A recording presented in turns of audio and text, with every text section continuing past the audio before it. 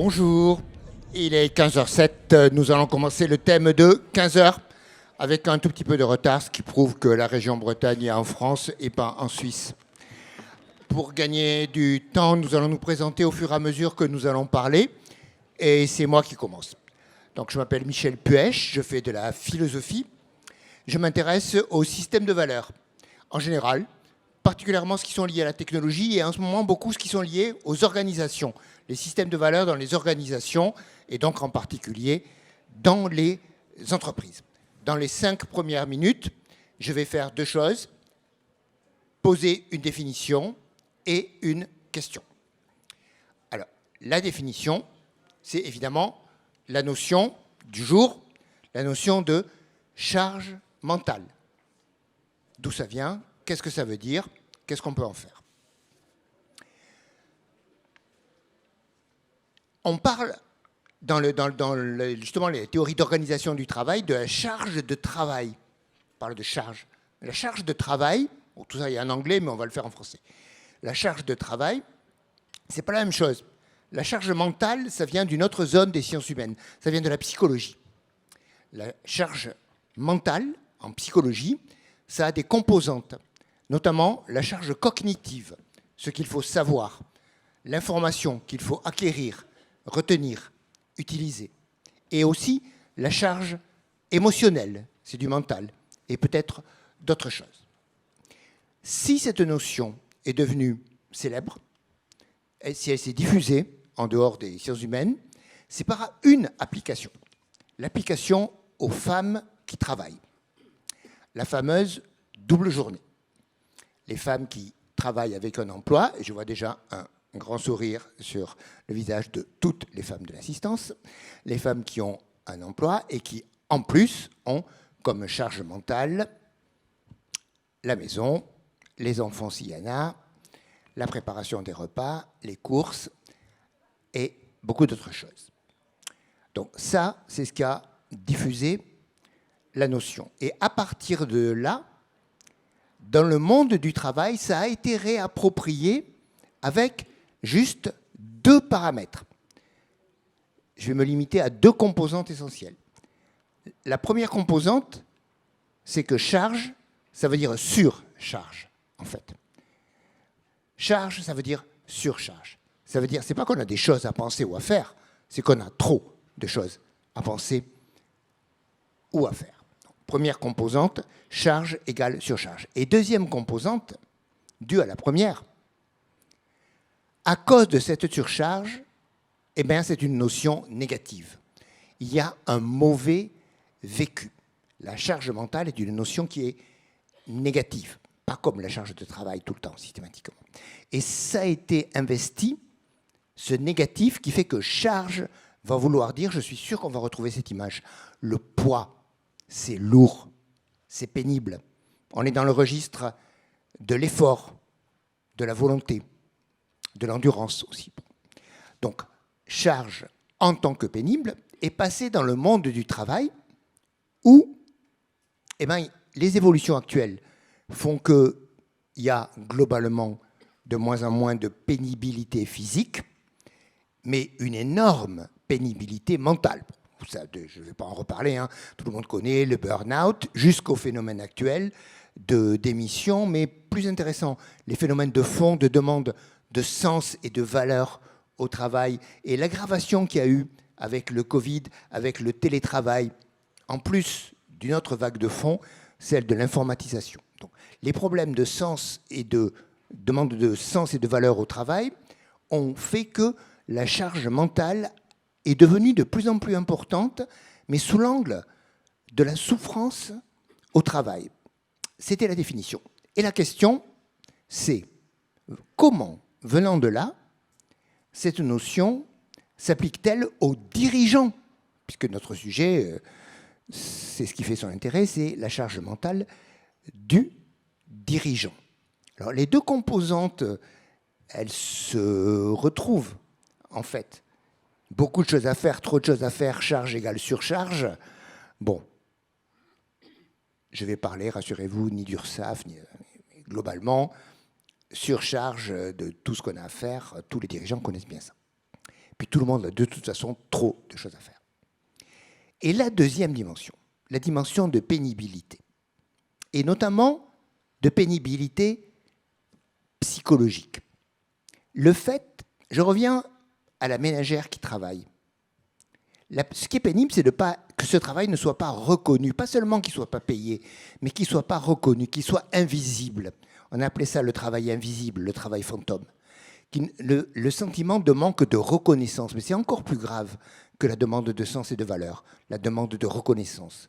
Donc il y a, la question n'étant pas est-ce que ça s'applique aux dirigeants, mais comment ça s'applique aux dirigeants. La dimension de pénibilité, on est d'accord, mais la dimension de demande de reconnaissance qui produit de l'isolement, elle est particulière chez le dirigeant. Quelle sorte de reconnaissance? Quelle sorte d'isolement? Ça m'intéresserait d'entendre parler de, moi j'appellerais ça la solitude du haut de la pyramide. Ça s'intéresse beaucoup au bas de la pyramide, mais en haut de la pyramide, est-ce qu'il n'y a pas un isolement et un besoin de reconnaissance? Comment est-ce qu'on peut, ça va être un des sujets, partager cette charge? Maintenant que j'ai posé la question, pour y répondre, je vais laisser la parole à des acteurs directs qui sont au contact de la charge mentale des dirigeants. En commençant par Thomas Louis. Merci Michel. Bonjour à tous, à toutes et à tous, pardon. Alors juste, moi je dirige ce qu'on appelle un multi-family office. Je m'occupe grosso modo de gestion de patrimoine personnel et professionnel. Je suis confronté à l'exercice de conseiller des familles, de les accompagner sur la transmission, les accompagner globalement pour que les choses se passent du mieux possible, y compris parce que la moyenne d'âge des entreprises qu'on accompagne, c'est 170 ans. Donc elles ne nous ont pas attendus et ne nous attendront pas non plus pour l'avenir. C'est d'ailleurs à nous de nous adapter pour préparer l'avenir et préparer le conseil pour les accompagner à l'avenir. Alors ce à quoi on a été confronté, Michel, nous, ça a été cette solitude du dirigeant. Moi, j'ai toujours pris les dirigeants d'entreprise pour des sportifs de haut niveau, puisque c'est un milieu que j'ai eu la chance de fréquenter. En tous les cas, ça m'a aidé pour mon métier.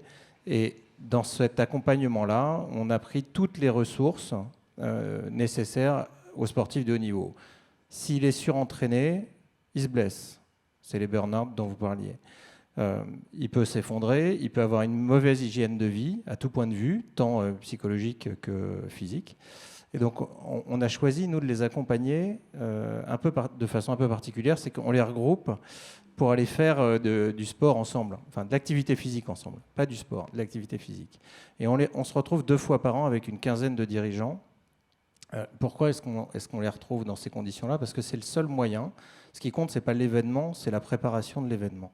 Et dans cette préparation de l'événement, on leur apprendre à gérer un peu mieux les temps forts et les temps faibles. On n'a pas la prétention de bien connaître de mieux connaître qu'eux, évidemment, leur métier. Mais en revanche, on a la prétention de pouvoir gérer, grâce à des sportifs de haut niveau, grâce à un accord qu'on a avec l'INSEP, on a la prétention de pouvoir gérer ces temps forts, ces temps faibles. Et pas seulement physique, encore une fois. On travaille avec des nutritionnistes, avec des sophrologues, avec les préparateurs mentaux, dont la préparatrice mentale de Teddy Riner. Et donc, il n'y a pas de raison que mon chef d'entreprise, qui est confronté à cette solitude du haut de la pyramide, il va pouvoir se confronter à qui dans la boîte? Pas grand monde. Ses directeurs généraux, sur lesquels il sait normalement déléguer, s'appuyer. Et puis, après, petit moment de solitude pour redescendre toute la pyramide, comme vous le disiez tout à l'heure. Alors moi, j'insiste juste parce que depuis qu'on a fait ça, chacun de ces chefs d'entreprise est descendu jusqu'en bas de la pyramide, comprenant que le haut de la pyramide existe parce qu'il y a un bas de la pyramide. Et donc, on est descendu assez loin dans des notions de qualité de vie au travail qui sont aujourd'hui pas mal galvaudées, où on dit tout le monde doit être happy at work. Mais moi, je suis désolé, on ne peut pas être happy at work tout le temps. On n'est pas 100% bien tout le temps, c'est faux. Mais par contre, on peut gérer des temps forts, des temps faibles. Et dès lors que mon chef d'entreprise, mon dirigeant, a pris conscience de cela, c'est un début de processus pour se décharger du poids dont vous parliez. Et pour se décharger du poids, il faut travailler, encore une fois, y compris sur autre chose que je vais faire un marathon, Non, je ne vais pas faire un marathon, je vais faire de la marche nordique, je vais me balader sur la plage du Longe-Côte, par exemple. Mais donc, notre sujet à nous, ça a été de les approcher sous cet angle-là, qui était bien éloigné du conseil en gestion de patrimoine. Mais on a bien vu qu'avec ça, d'abord, on avait des chefs d'entreprise qui étaient beaucoup plus à l'écoute, beaucoup plus calmes, et c'est plus agréable. Comme on est sur des choses d'argent, vous imaginez bien que tout le monde se tend dès qu'il y a des problématiques d'argent. Donc ça allait un peu plus sur l'être et un peu moins sur l'avoir. Voilà ce sur quoi on a travaillé avec nos dirigeants. Et aujourd'hui, c'est un petit peu particulier. Ils sont une trentaine à se retrouver 2 fois par an. On va faire une randonnée dans les Dolomites. Ça dure 3-4 jours. Il y a un peu de tout. Il y a des montées à vélo. Alors pour ceux qui n'ont pas la condition physique, ils ont des vélos électriques, mais ils le font. Pour d'autres, il y a un peu de dénivelé pendant 36 km avec 2-3 000 mètres de dénivelé. Et on prend le temps qu'il faut, mais chacun va au bout. Et puis, on va travailler le lendemain des choses sur la cohésion, des choses comme ça. Et comme ils sont confrontés à d'autres dirigeants, il n'y a pas de notion de pouvoir, il y a juste des notions d'expérience partagée. Voilà, Michel. Je passe la parole à Rodolphe. J'ai oublié, Michel. Rodolphe, je te passe la parole. C'est bon. Bon. Bonjour à tous, donc Rodolphe Herbelin, moi je suis co-dirigeant d'une société de gestion spécialisée en private equity, donc dit autrement je récupère de l'argent, je collecte de l'argent auprès d'investisseurs institutionnels ou particuliers et nous investissons cet argent dans des entreprises. Et donc nous sommes proches des chefs d'entreprise et c'est à ce titre-là où on peut apporter un témoignage sur la charge mentale du dirigeant. Alors après la définition donnée par Michel, et puis l'exemple donné par Thomas et ce qu'il met en place, lui, sur un temps plus long avec la Family Office, je vais essayer de vous partager l'expérience de ce que l'on fait nous en tant qu'investisseurs pour essayer justement de limiter ou alléger cette charge mentale.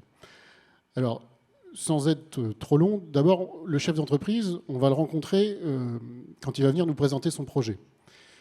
Pendant cette période-là, c'est une période qui pour lui est compliquée, elle est chargée. Si je sépare en deux, vous avez soit le créateur d'une start-up ou celui qui dirige une société très jeune qui est encore en perte, qui vient chercher de l'argent pour continuer de financer, par exemple, la recherche et développement de son projet.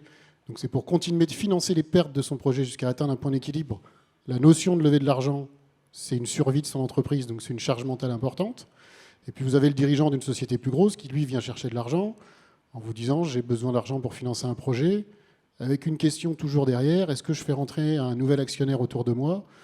Et toutes ces questions-là créent des troubles dans le dirigeant. Et nous, c'est à ce moment-là où on commence à prendre conscience ou pas de la charge mentale importante du dirigeant.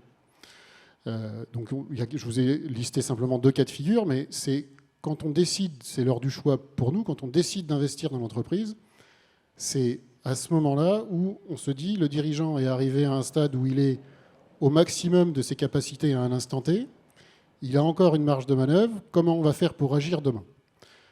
Alors ça, c'est le constat au départ.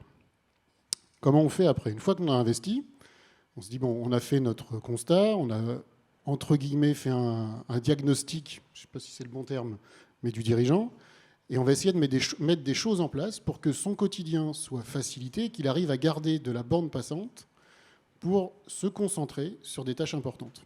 Elles sont toutes importantes, mais qu'il s'arrive à se concentrer sur des tâches qui lui incombent, sur la stratégie et sur d'autres sujets. Et donc pour ça, si je les liste de façon assez rapide, notre métier c'est d'investir, donc on apporte un soutien financier aux côtés du banquier dont on parlera après.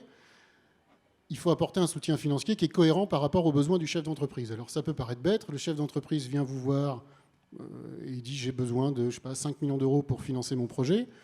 Tous les partenaires autour de la table, les banquiers, autres vont se positionner, les investisseurs aussi. S'il vous dit j'ai besoin de 5 millions et que quand vous avez réglé votre investissement, vous avez couvert 3 millions, c'est bien, mais ça ne sert pas à grand-chose. C'est-à-dire que ça va servir à un temps plus court, et en définitive, on n'aura servi à rien, et il ne sera pas soulagé, il sera même plus stressé dans le développement de son entreprise. Donc, on essaye de faire attention à ces éléments-là. Après, on établit avec lui la mise en place d'outils financiers de reporting. Alors ça peut paraître aussi un peu bête, tout le monde dit je les ai dans mes entreprises. Si tout le monde les avait, ça se serait quand même. Je pense qu'on partagera ce sentiment après. Mais on essaye de mettre en place des outils de pilotage précis et fins pour que le chef d'entreprise ne se concentre pas sur la mise en place de ces outils, mais plutôt sur l'analyse et pour pouvoir prendre les bonnes décisions. Après, on essaye d'établir avec lui une communication ouverte et transparente. Alors, quand je dis ouverte et transparente, ça veut dire que le chef d'entreprise doit être capable de tout nous dire, les bonnes choses et les mauvaises choses. Il doit nous donner ses préoccupations. Et nous, on doit être, en tant qu'investisseur, à l'écoute. Tout ça, c'est simple. Dans la vraie vie, à pratiquer, c'est pas si simple que ça, mais c'est des éléments qu'il faut mettre en place, en complément de ce que Tom a expliqué, par exemple, pour le sport. Mais c'est ces éléments-là qui permettent ou obligent le chef d'entreprise à prendre des temps de recul pour se positionner. Alors après, vous avez ceux qui ont envie de le faire et ceux qui n'ont pas envie. Humainement, c'est pas très simple pour un chef d'entreprise qui a monté son entreprise tout seul ou à plusieurs, de se dire je dois aller m'asseoir ou je vais faire l'effort d'aller m'asseoir une fois par mois ou plus souvent en face de nouveaux associés qui vont rester là sur un temps court, 4, 5 ans, 6 ans, pour lui faire part de mes préoccupations. Ça peut être un aveu d'échec, ce qui n'est pas le cas, il ne faut pas le prendre comme ça, mais ça peut être un aveu d'échec. Donc tous ces éléments-là, on essaye de les mettre en place avec une communication équilibrée. Après, on l'aide aussi dans la structuration de son entreprise. Pour s'enlever de la charge mentale, je crois que tu l'as dit tout à l'heure, il faut apprendre à déléguer. Alors déléguer, c'est pas si simple que ça. Il faut déléguer, contrôler. Il faut contrôler, déléguer. Je ne sais pas dans quel sens il faut le mettre, ça dépend de l'activité. Donc ça, on travaille beaucoup avec le chef d'entreprise pour mettre ces éléments en place. On leur fait faire quasi systématiquement un exercice où ça les fait rire dans 100% des cas, ils rigolent au départ. On leur fait faire un exercice qui s'appelle le qui fait quoi. C'est pas très compliqué, ils prennent une matrice Excel, ils mettent qui, quoi, ils détaillent les fonctions, ils font des croix. Dit comme ça fait rire tout le monde. Hein. Il n'y en a pas un qui y arrive, moi le premier, du premier coup, parce qu'on a toujours, quand on structure une entreprise, qu'elle soit plus ou moins grande, des tâches qui sont redondantes, qui sont faites par plusieurs personnes, où plusieurs personnes vont interagir en même temps. Le fait de travailler sur tous ces éléments, c'est pour alléger sa charge de travail et son temps passé sur ces tâches-là. Donc tous ces éléments, on le fait fréquemment. On établit aussi avec eux, enfin, c'est plutôt le chef d'entreprise qui établit ses objectifs, qui nous donne ses objectifs, qui va les partager, ses objectifs long terme avec la family office, la structuration de son patrimoine à 10 ans, 15 ans, 20 ans, avec son banquier, et puis avec son investisseur qui a investi à un instant T pour sortir à un instant T plus X années, si tout se passe bien en plus-value. Et vous avez des chefs d'entreprise qui ont tendance à se fixer des objectifs qui sont irréalistes. Parce qu'ils vont se dire que c'est vendeur. Donc on va se fixer des objectifs au début, puis tous les 6 mois ou tous les ans, quand le budget va être revu, en disant je vais faire ça. Ça ne tient pas longtemps, hein, ça tient 2 budgets généralement. Ça tient 6 mois, 1 an. Et donc c'est plus compliqué. Donc on travaille aussi à les mettre, non pas devant leurs contradictions, mais à essayer de construire des objectifs clairs et réalistes. Et puis on partage avec eux tout notre écosystème et tout ce qu'on peut faire. En gros, ce qu'on essaye de faire, c'est travailler avec eux au quotidien, être un peu comme une éponge sur certains sujets, les inciter à parler fréquemment avec les investisseurs. Pour ça, il faut mettre en place une communication vraiment transparente et loyale. On ne doit rien se cacher. Et puis souvent, on va aussi, tu parlais tout à l'heure de l'environnement de travail. Donc il y a pas mal de choses où aussi on fait attention. Donc on est tous, dans notre métier, signataires des PRI, des principes d'investissement responsable. Donc on fait attention à tout l'écosystème, aux salariés. Très bien, c'est bien de faire attention sur le papier. On essaye vraiment de mettre en place ces éléments. Et pour ces schémas précis, on fait rentrer des cabinets extérieurs qui peuvent faire du coaching pour l'environnement de travail, le bien-être des salariés, tous ces éléments-là. Donc en résumé, la charge mentale du dirigeant, elle est importante. Je pense qu'on en parlera après.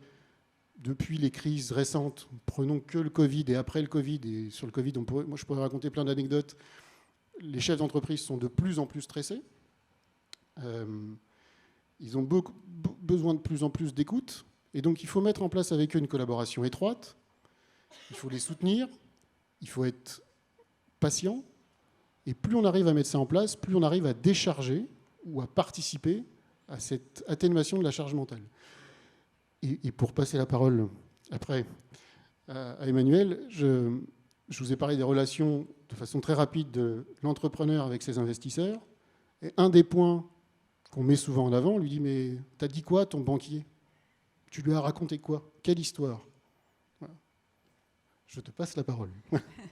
Bonjour à toutes et à tous. Merci Donc, je suis Emmanuelle Degroff, je suis la directrice générale adjointe de Banque Populaire Grand Ouest et je suis en charge du business, pour faire simple, des agences particulières, professionnelles et des centres d'affaires entreprises. Je suis ravie d'être là avec vous et je vais vous partager peut-être l'expérience du banquier. Ça fait 30 ans un peu plus de 30 ans que je fais ce métier.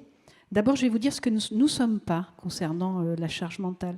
Nous ne sommes pas des thérapeutes, mais nous sommes des professionnels de l'écoute, de la relation. C'est ça, ce qui nous fait vibrer. Tout à l'heure, Michel parlait de valeurs. Notre métier, c'est d'être en relation. C'est de créer du lien. Je reparlerai de créer du lien. Concernant la charge mentale du dirigeant, il se trouve que nous, les banquiers, on peut être parfois celui qui en rajoute par la crainte que le banquier il dise non à mon projet, il ne m'accompagne pas dans le projet. L'autre point un peu différent d'avec mes voisins, c'est que finalement, la banque, tous les entrepreneurs, à un moment donné, ont croisé une banque, une personne d'ailleurs, une banque, mais aussi une personne, un conseiller, qui leur a fait confiance au début ou dans des moments clés de leur entreprise. Et là, vous voyez tout de suite l'allègement de la charge mentale. C'est-à-dire que cette confiance que l'on crée avec celui qui vous accompagne dans des moments clés, c'est aussi un moyen, je pense, pour le chef d'entreprise de partager et de s'alléger aussi, parce que au moment où vous avez construit votre projet, que quelqu'un vous fait confiance, eh bien, c'est déjà un premier succès. Alors moi j'avais envie de vous parler sur le rôle du banquier, d'un point qui me tient particulièrement à cœur, et parfois tabou, et tu me passais la balle comme ça, Rodolphe, c'est est-ce qu'il faut que je sois sincère avec mon banquier, c'est-à-dire j'en ai jusque-là, est-ce qu'il faut que je lui dise ou pas et le réflexe ce serait éventuellement de dire je ne vais pas lui dire, parce que sinon il ne va pas me prêter d'argent. Donc là, ce n'est pas le bon calcul, et je vais vous donner au moins 3 bonnes raisons pour vous dire que ce n'est pas le bon calcul. Les hommes et les femmes qui sont en face de vous, elles sont confrontées tous les jours, dans tous les entretiens qu'elles ont, avec des chefs d'entreprise qui ont à peu près les mêmes sujets. Donc, si par exemple vous avez des sujets notamment un peu ce que tu décrivais, quand les entreprises passent d'une taille à une autre, on a souvent à une plus grande taille, on veut investir, on a le sujet du rôle du dirigeant. Est-il un opérationnel ou est-il le dirigeant de sa boîte? Et ça veut dire qu'il faut faire un mouvement qui peut parfois être origine d'une charge mentale importante du dirigeant. Ces trucs-là, autant nous en parler parce qu'on sait que c'est un sujet pour vous. Donc évidemment, c'est une bonne idée d'en parler à votre banquier, parce que de toute façon, il se posera la question. Est-ce que la personne qui est en face de moi a vu tous les enjeux de ce changement de taille, et est-ce qu'elle se sent capable de porter une charge mentale différente, ou même a-t-elle envie de le faire? Ça, c'est le premier point. Le deuxième, c'est que quand vous allez voir votre banquier, il va vous dire oui, il va vous dire non. Nous, on a 2 occasions de se tromper quand on parle. D'abord, on est très humble dans notre démarche. Parfois, on se trompe parce qu'on accompagne, on vous a dit qu'on était OK sur le projet, puis finalement, ça ne marche pas. C'est dommage parce que vous nous avez fait confiance et puis ça n'a pas marché. Puis on peut se tromper une deuxième fois. C'est-à-dire que vous venez avec un super projet, nous, on n'a pas capté le truc, et puis on ne vous suit pas, et ça marche, et tant mieux. Donc, on est dans notre métier assez humble dans la façon de le faire. Mais je dirais que l'intérêt, et la deuxième raison pour être sincère, c'est que quand vous allez poser ces sujets, notre rôle à nous, c'est de vous challenger. Ce matin, j'ai entendu le pouvoir de dire oui. C'est super de dire oui, bien sûr, mais c'est aussi de dire voilà comment je vois. Et nous, parce qu'on va faire l'aventure avec vous. Et la différence peut-être aussi du banquier, je parlais de celui, vous vous souvenez du banquier qui vous accompagnait, le premier qui vous a accompagné, mais nous, on a un certain nombre, peut-être dans la salle d'ailleurs, de dirigeants, ça fait 40 ans qu'ils ont leur compte, l'entreprise avait le compte dans la banque. Donc nous, il y a le projet en question, mais il y a toute une histoire qu'on se raconte ensemble. Donc en fait, être challengé par un partenaire qui vous connaît bien, c'est plutôt une bonne idée. Et puis le dernier point que je voulais vous partager, qui je pense est une bonne raison pour être sincère et partager le sujet de charge mentale, c'est le sujet, d'ailleurs auquel on est finalement un peu tous confrontés, de la solitude. Et vous en avez parlé, Michel. Et la bonne idée finalement de partager avec son partenaire banquier, qui encore une fois va faire qui fait depuis longtemps un bout d'aventure avec vous et qui va continuer, qui a l'intention de continuer. On ne fait pas des coups, nous, dans la banque. On travaille avec vous pour que l'entreprise, elle est, comme le disait Emmanuel Cadieux ce matin, on a une petite PME qui devient une ETI. Donc nous, on est très fiers quand les dirigeants ont ces histoires-là. On est fiers aussi des entreprises qu'on accompagne en général, même si elles ne deviennent pas de PME à ETI.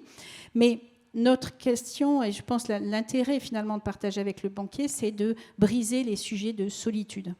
Et la solitude, c'est l'idée de se dire, au moins c'est quelqu'un qui m'accompagne, il va me donner son point de vue.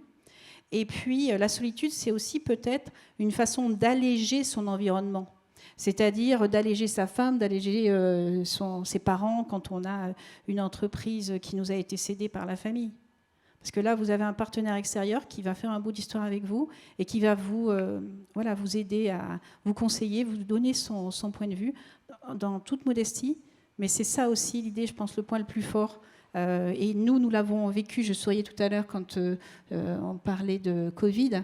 On a vécu des situations absolument incroyables au moment du Covid. Parce qu'au moment du Covid, ce n'était pas forcément les moyens financiers qui manquaient, parce qu'il y avait ce qu'il fallait de moyens financiers, mais c'était... on a eu un certain nombre de chefs d'entreprise complètement submergés par la tristesse. Et c'est important de rencontrer quelqu'un, d'avoir un conseiller, d'avoir un interlocuteur à qui vous pouvez partager ce moment particulier. Donc voilà ce que je voulais vous dire autour de le fait que votre interlocuteur, il est là vraiment pour vous aider. Il en fait toute sa fierté, je peux vous dire, au sein de l'entreprise. Voilà, on fête les belles victoires, les beaux, quand on accompagne de beaux projets. Et nous, c'est notre raison d'être. Très bien. Vous avez été incroyablement raisonnable sur votre temps de parole, ce qui nous donne l'occasion de revenir de mettre en relief des points avant d'avoir 3 minutes de conclusion. Je vais commencer par vous, Emmanuel. Alors, déjà, est-ce que vous avez, Rodolphe ou Thomas, vous avez une réaction sur ce qui vient d'être dit? Ça montre qu'on est complémentaires dans l'approche et que le dirigeant, il faut qu'il ait le réflexe d'aller chercher de l'aide assez tôt quand il a une difficulté. Et je pense qu'on a tous la même approche, on essaie tous de dire la même chose. Il faut que le dirigeant fasse cette démarche. Et cette démarche, c'est peut-être un mal français, je ne sais pas si on peut dire ça, mais elle ne doit pas être perçue comme un échec. C'est plutôt une qualité. Ouais, c'est l'idée de passer de porter à être aidé à porter, oui. Et à, je vous tends une perche, trouver des gens capables d'aider à porter. Ça, c'est une image que j'aime beaucoup. Vous avez peut-être déjà fait des déménagements où aider quelqu'un à porter quelque chose. Ou surtout, mieux, on porte quelque chose et quelqu'un veut nous aider, mais il est maladroit. Ça devient contre-productif. C'est pire que tout. Être capable d'aider à porter une charge physique, c'est un autre registre d'image que juste l'accompagnement. Le mot qu'on emploie, ben, j'ai rien contre, hein, mais donc il y a un savoir-faire particulier. Alors ça, je n'avais pas directement pensé. Cette idée de savoir demander, en fait, c'est ça. C'est savoir demander à quoi on va rajouter et trouver quelqu'un qui est capable de répondre à cette demande. Parce qu'on le dit beaucoup aussi dans la vie, savoir demander de l'aide, très bien. Mais parfois, on sait qu'on ne trouvera pas quelqu'un qui est capable d'en donner. Pardon Emmanuel. On est des généralistes. On fait appel à des hyper spécialistes dans ces cas-là, qu'ils travaillent sur le psy, qui travaillent sur le physique. Moi, je crois qu'il ne faut pas se tromper. On n'est pas thérapeute. On est là pour, en tous les cas, dans notre cas à nous, pour agréger des talents, essayer de les mettre au service de ces personnes, qui, je le répète, sont à leur façon des sportifs de haut niveau. Sauf que tous ces sportifs de haut niveau, aussi sportifs soient-ils, ou aussi de haut niveau soient-ils, on voit bien qu'aujourd'hui, ils ont été confrontés, et le Covid a été un révélateur, ils ont été confrontés à toutes les lacunes qui existaient dans leurs entreprises, qui sont apparues comme plus flagrantes, qui existaient probablement déjà, c'est juste un révélateur. Donc, encore une fois, moi, le sujet, c'est de leur dire, bon, temps fort, temps faible, toujours pareil, comment on les gère, éviter les temps forts trop forts, d'euphorie, qui font perdre le contact avec son banquier historique, essentiel. Dans toutes les entreprises qu'on accompagne, nous, on a toujours le même banquier depuis le début de l'histoire de l'entreprise, sauf à une exception près. Ça veut dire qu'il y a une qualité d'écoute qui est là, une compréhension. Et nous, on ne s'oppose surtout pas d'ailleurs à ces banquiers. Ça n'a aucun sens. On rappelle de temps en temps, lors de moments d'appel d'offres, qu'il faut juste que tout le monde soit à peu près dans l'épure. Et même si c'est un peu plus cher chez le banquier historique, ce n'est pas bien grave. Mais voilà. Mais nous, on nous demande de challenger aussi tout l'écosystème autour de nos clients.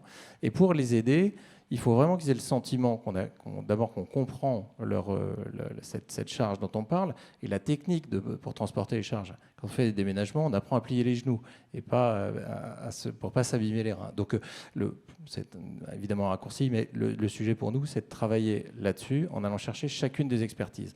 Je ne fais pas de mes entrepreneurs des sportifs de haut niveau, que les choses soient claires. Mais par contre, au travers de l'activité physique, ils réconcilient leurs problèmes psycho et leur enveloppe physique, qui bien souvent est malmenée dans toutes ces périodes par des surcharges de stress qu'entraînent toutes les maladies que vous connaissez. Et donc, nous, on essaie simplement d'apporter cette petite pierre à l'édifice. Ça allège la charge et ça permet d'être mieux dans son enveloppe. Sur cette partie-là de est-ce qu'on a les outils pour... Je disais que notre métier à nous, c'était la relation et c'était créer des liens. À partir du moment où le dirigeant a accepté d'évoquer les sujets de difficulté et ses besoins, les solutions, elles existent. Et je dirais qu'en gros, dans les 15 à 20 ans qui viennent de se dérouler, on voit de plus en plus soit des réseaux d'associations bénévoles qui accompagnent selon le degré de maturité de l'entreprise, les réseaux Entreprendre, ou en plus, on a ce système où on m'a aidé et moi, je contribue après. Donc, il n'y a pas pour moi, il n'y a pas, et même dans les accompagnements de financement, il n'y a pas de sujet qui ne soit pas, qu'on ne puisse pas régler. Mais la question, c'est, je pense, ma conviction, c'est que pour réduire cette charge, c'est accepter de la partager au sens où de la dire, de la partager et de trouver l'interlocuteur, bien entendu. Et c'est aussi, côté banquier, comme on est en contact avec les entreprises à tous les moments, c'est nous d'être réceptifs à l'écoute.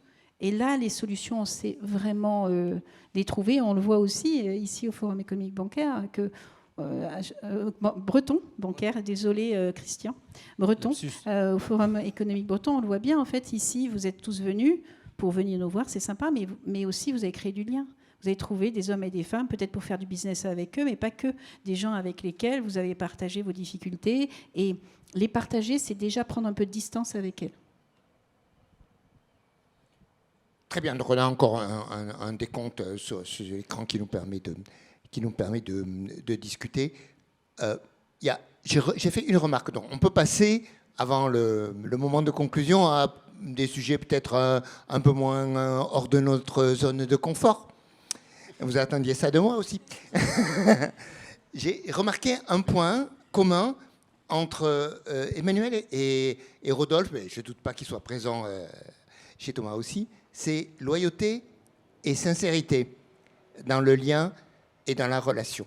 Alors, comme je passe quand même une partie de ma vie en dehors du monde des entreprises et du business, je peux vous dire que en dehors, en tout cas, du monde des entreprises et chez les jeunes, que je vois aussi beaucoup en entreprise, on n'a pas le sentiment que les liens soient des liens marqués par la loyauté et la sincérité, alors qu'il y a une demande. Alors, bon, c'est vrai entre le banquier et ses interlocuteurs, les conseillers en gestion, enfin, toutes sortes d'intervenants, mais est-ce que globalement, parce que vous êtes aussi des hommes et des femmes d'entreprise, est-ce que globalement, dans l'entreprise, le lien, c'est pas uniquement le lien d'accompagnement avec des coachs ou des intervenants extérieurs, mais c'est exactement ce que vient de dire Emmanuel, d'ailleurs, désolé de me brancher aussi directement dessus, c'est le lien de tout le monde avec tout le monde. Et est-ce que l'exigence de base aujourd'hui, moi j'ai dit de manière vague, j'aime pas ces termes, sens et valeur au début, ce serait pas beaucoup plus intéressant de dire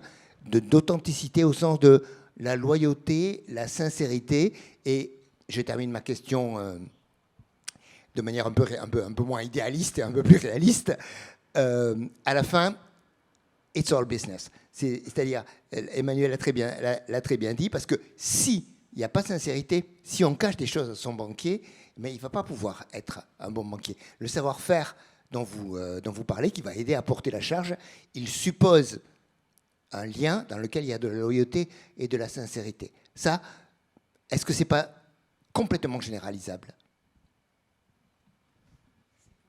Est-ce qu'il y a besoin d'en faire est-ce que ça ne doit pas être le métier de tout le monde dans l'entreprise? Si, mais la loyauté et la transparence sont des valeurs qu'on doit avoir, mais dans le business, vous êtes confronté, prenez un chef d'entreprise. Il développe son entreprise, tout va bien, vous avez investi chez lui, le banquier a prêté de l'argent, tout se passe bien. Et au bout de 6 mois ou 8 mois, il perd c'est une histoire un peu vécue là, il perd un de ses très gros clients. Il ne l'a pas vu venir, un client récurrent, tout allait bien. Pour des raisons exogènes. Et là, il vous dit, ça va mal finir. Il vous le dit à vous. Est-ce qu'il va le dire au banquier? Est-ce qu'il va être loyal au banquier tout de suite parce qu'il a envie de garder ses lignes de financement court terme? Après, il y a la nature humaine avec ses travers. Donc ça doit être des bases des relations, mais c'est la nature humaine. Et je veux dire, il y a un moment, vous pouvez être confronté à un chef d'entreprise qui ne va pas le faire de façon... forcément, il ne va pas être malhonnête. Il va juste prendre son entreprise et il va dire, pour la sauver, la seule solution que j'ai trouvée, c'est celle-là. On n'a pas dit que c'était la bonne, lui non plus, c'est juste ce qu'il a trouvé. Et au bout d'un moment, notre rôle à nous trois, c'est avec nos différents outils, où on est une plateforme où on met à disposition des outils, c'est de lui faire prendre du recul pour lui dire, ce que tu viens de faire, là, c'est pas possible. Tu viens de te couper tes banquiers. Tu leur as pas dit, mais dans 3 mois, ils vont s'en rendre compte. Enfin, je veux dire, c'est... Les clients qui vont partir, enfin ça va se voir, quoi. C'est mécanique. Donc le banquier va faire quoi? Je vais être un peu trivial, il va tirer la prise. Ce qui est logique, c'est pas un reproche, c'est un constat. Il va dire, je réduis, messieurs les actionnaires, remettez de l'argent. Et donc s'il avait réagi autrement, on n'en serait peut-être pas là. Donc le fait d'agir en amont peut peut-être éviter ça. D'où le fait d'aller demander plus rapidement. Enfin, je sais pas ce que tu en penses, mais... Alors, ce qui a été dit, ça me fait référence à 2 choses, en fait. La première chose, c'est que sur les sujets d'authenticité, de la façon dont on se parle, la façon dont on crée la relation, bien entendu, nos clients dirigeants nous challengent. Mais à l'intérieur de l'entreprise, nous sommes challengés aussi. Enfin, j'ai envie de dire aujourd'hui, ce matin, j'étais à une conférence avec des jeunes, l'attente que l'on a, c'est un parler vrai. Et c'est plus facile. Et vous parliez de zone de confort. On est quand même tous, autant qu'on est, plus confortable dans un parler vrai. Et de ce point de vue-là, je voudrais... Oui, ça fait moins d'efforts. Enfin, chacun a son point. Après, je voudrais dire, j'ai beaucoup parlé de la sincérité du dirigeant. Et notre travail aussi, nous, en interne, avec les conseillers et les directeurs d'agence qui sont en contact avec les clients, c'est aussi un point extrêmement important, c'est le courage de dire.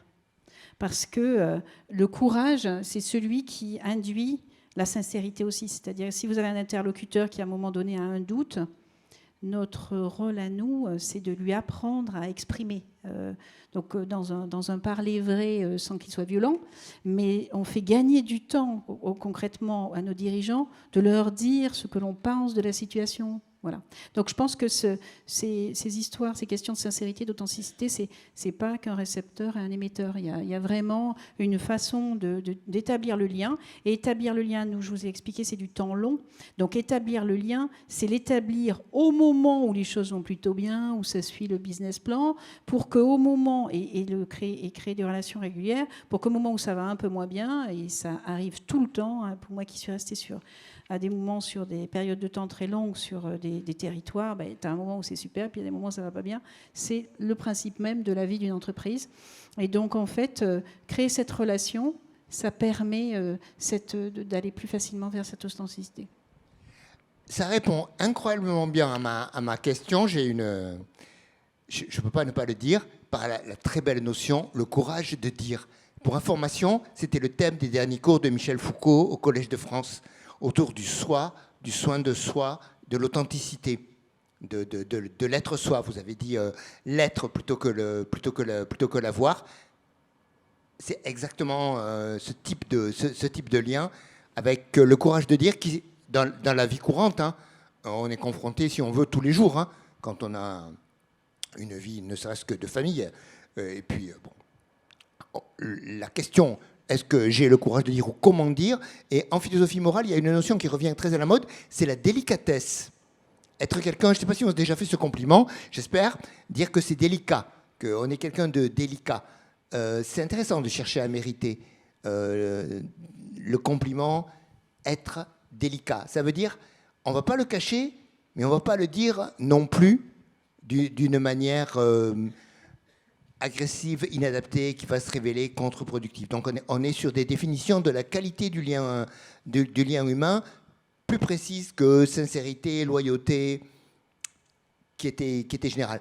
Thomas, vous dire quelque chose ? Non, ça rejoint les notions de bienveillance qui sont évidemment essentielles, selon moi, dans toutes les relations qu'on peut avoir, quel que soit d'ailleurs l'interlocuteur, peu importe.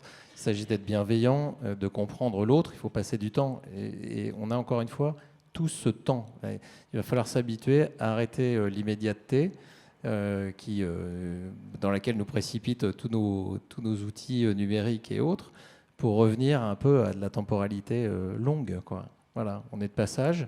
Par contre, autant que ce soit sympa. Magnifique. On peut pas, il est encore marqué 3 minutes 50, donc on ne peut pas rester sur cette très belle conclusion. Et un peu sur mon papier, il y a marqué 2 minutes, synthèse, conclusion. Donc je vais le faire. C'était le brief de Christian Pousset. En 3 points. Premier point, la notion de charge. En fait, elle est très pertinente pour le dirigeant.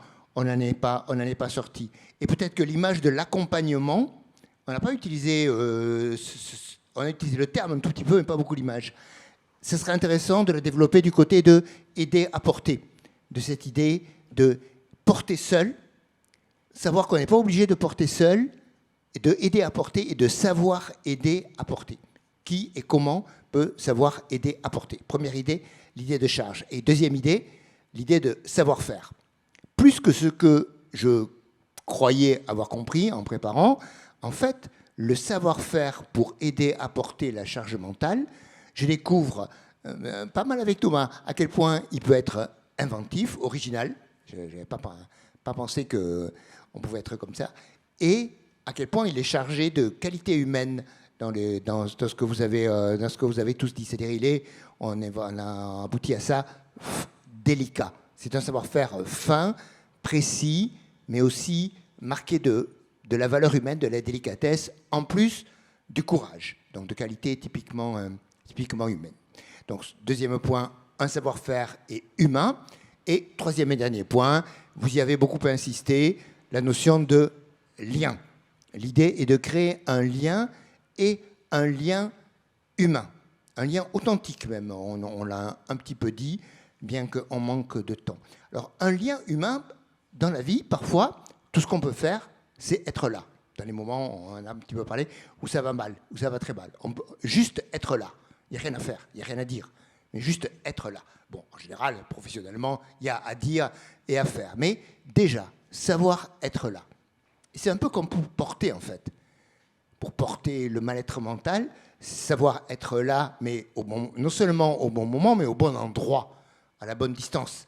Et même un petit peu plus dans ce qu'on a dit sur les valeurs humaines, avec la bonne posture, dans la bonne attitude. Savoir être là, dans la bonne posture, au moment où il faut l'être. C'est ce, je crois, qu'on a défini en réponse à la question qu'on posait.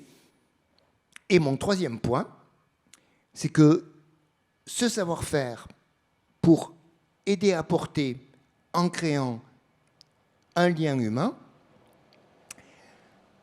il aboutit à la conclusion que c'est pas près d'être complètement remplacé, mais j'aimerais en savoir plus, mais on n'a pas le temps, par des intelligences artificielles ou des applis. Tout ce qu'on vient de dire, c'est typiquement ce que les IA savent pas faire. On va parler au présent. Donc, c'est un métier qui non seulement c'est un savoir-faire, parce que c'est pas uniquement, ça peut être un métier, mais c'est aussi un savoir-faire à avoir dans la vie et dans la vie d'entreprise, qui est plus qu'une valeur, qui est une valeur robuste. Alors, nous n'avons pas le temps pour des questions, ce n'était pas prévu comme ça, mais nous sommes à votre disposition aujourd'hui et demain si vous voulez continuer la conversation, et nous vous remercions pour votre attention.